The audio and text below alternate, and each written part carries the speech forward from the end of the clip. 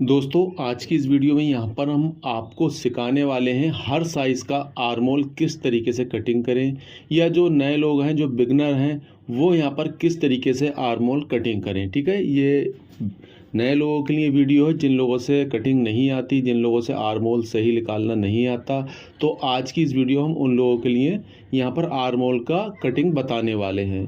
दोस्तों मैं हूँ सैयद परवेज़। दोस्तों यहाँ पर हमने एक पेपर शीट ली है जिस पे हम आपको समझाने की कोशिश करेंगे, जिसकी मैंने यहाँ पर चौड़ाई लंबाई ली है वो ली है 11 इंच, और जो चौड़ाई ली है वो ली है मैंने 5.5 इंच। ठीक है, अब मान लो कि आप यहाँ पर आर्मोल निकालते हैं और आपसे सही तरीका आर्मोल निकालने का नहीं आता, तो आप क्या करेंगे। वीडियो को जल्दी शुरू करते हैं, ठीक है, जिससे आपका टाइम ख़राब ना हो। दोस्तों सबसे पहले मान लो आपकी ये स्लिप्स है ऐसे में, ठीक है, और ये यहाँ पर आर्मोल की चौड़ाई है, आप यहाँ पर स्लिप्स कटिंग कर रहे हैं। तो आप जो नॉर्मल साइज़ लेंगे ना, नॉर्मल साइज़ के लिए आप यहाँ पर इस तरीके से, ये देखिए इस तरीके से यहाँ पर 3 इंच पे निशान लगा लेंगे। आप 2.5 से 3 इंच लगा सकते हैं नॉर्मल में। अगर आपका ज़्यादा हैवी साइज़ है तो आप यहाँ पर ले सकते हैं 3.5 इंच, यानी कि 40 इंच तक आप यहाँ पर 3 इंच तक लगा सकते हैं। ठीक है, उसके बाद एक निशान हम यहाँ लगा लेंगे 3 इंच पे, और इस निशान को कर लेंगे बिल्कुल सीधा।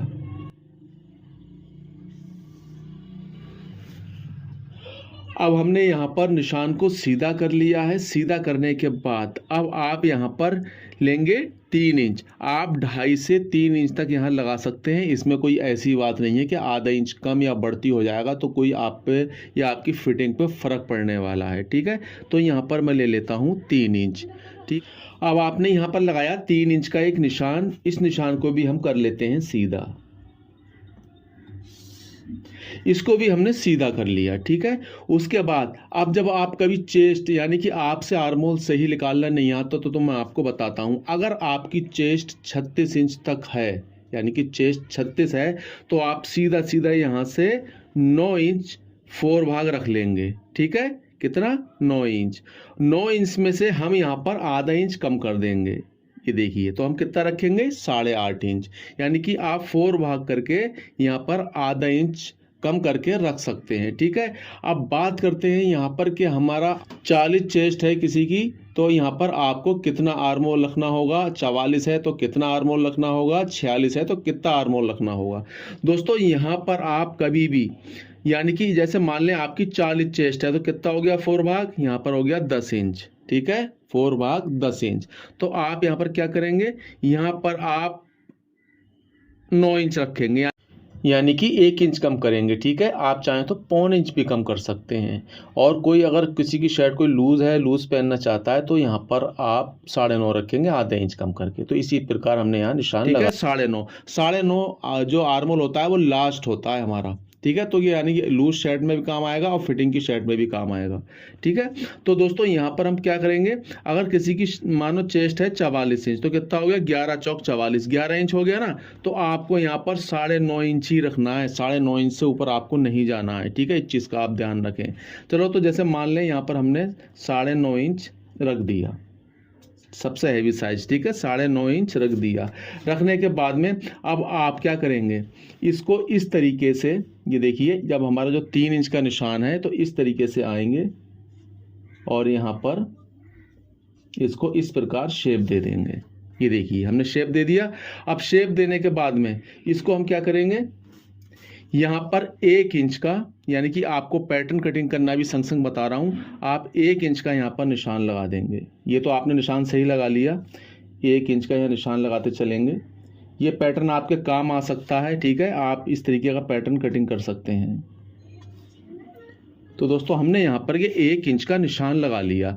निशान लगाने के बाद आप इस तरीके से यहाँ पर आर्मोल कटिंग कर सकते हैं, एक पैटर्न को तैयार कर सकते हैं।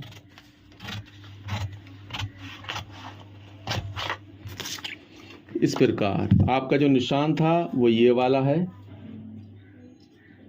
ठीक है, और यहाँ पर हम इस प्रकार इस पैटर्न को तैयार कर लेंगे। जो हमारे ये आगे काम आने वाला है। मगर आप हमेशा पैटर्न से भी कटिंग ना करें, क्योंकि आपकी पैटर्न की अगर आदत पड़ गई तो आप पैटर्न से ही हमेशा कटिंग करेंगे। ये है, आप निशान ऐसे ही लगाएंगे जैसे मैंने बताया हाथ से, मगर यहाँ पर पैटर्न रख के चेक कर लेंगे कि सही है या नहीं। तो दोस्तों यहाँ पर हमारा ये पैटर्न कट चुका है, ठीक है। और अब हम लेंगे स्लिप्स। मैं आपको बता देता हूँ, ये है हमारी, जैसे मान लो स्लिप्स, ठीक है। आप यहाँ पर बहुत बारीकी से ध्यान देंगे कि हमें यहाँ क्या करना है। दोस्तों जब आप स्लिप्स कटिंग करेंगे, जैसे कि डबल फोल्ड कपड़ा है और मान लो आपकी स्लिप्स की लंबाई यहाँ पर मान लीजिए आप एक तौर पे कि इसकी जो स्लिप्स की जो लंबाई है वो हम मान लेते हैं 9 इंच, ठीक है। 9 इंच मान ली और यहाँ पर लगा देते हैं हम मतलब एक निशान लगा लिया। अब दोस्तों हमें यहाँ पर जैसे कि मान लो आर्मोल कटिंग करना है, आर्मोल की लेंथ है वो 9 इंच रखना है, ठीक है। ये 9 इंच हो गई। तो हम यहाँ पर इस पैटर्न से कैसे कटिंग करेंगे, इस पैटर्न, जैसे कि पैटर्न की जो ये चीज़ है ना और ये चीज़, इसको हम पहले सही तरीके से मिलाएंगे। ये आड़ा तिरछा होगा तो यहाँ पर आपका जो 3 इंच का निशान लगाया था वो कम या ज़्यादा हो सकता है। तो आपको यहाँ पर हमेशा इसको मिला के रखना होगा इस प्रकार। ये किसे मिलाएंगे, इस चीज़ को मिलाएंगे और मिलाने के बाद में यहाँ पर आप निशान लगा देंगे। तो यहाँ पर आप एक झटके में कटिंग कर सकते हैं, कोई आपको देर नहीं लगेगी, कुछ नहीं लगेगी, ठीक है। आप बड़े आराम से यहाँ कटिंग कर सकते हैं। ये नए लोगों के लिए वीडियो है, जो लोग परफेक्ट तरीके से कटिंग कर लेते हैं उन लोगों के लिए नहीं है, ठीक है। ये उन लोगों के लिए है जो काफ़ी परेशान होते हैं लोग और उनसे सही आर्मोल का शेप निकालना नहीं आता। तो दोस्तों अब हमने यहाँ पर ये इसको कटिंग कर लिया। देखिए आप, एक ही झटके में हमने यहाँ पर आर्मोल कटिंग कर लिया, ना कोई नापा ना कुछ करा, और यहाँ पर हमारा आर्मोल सही आ गया।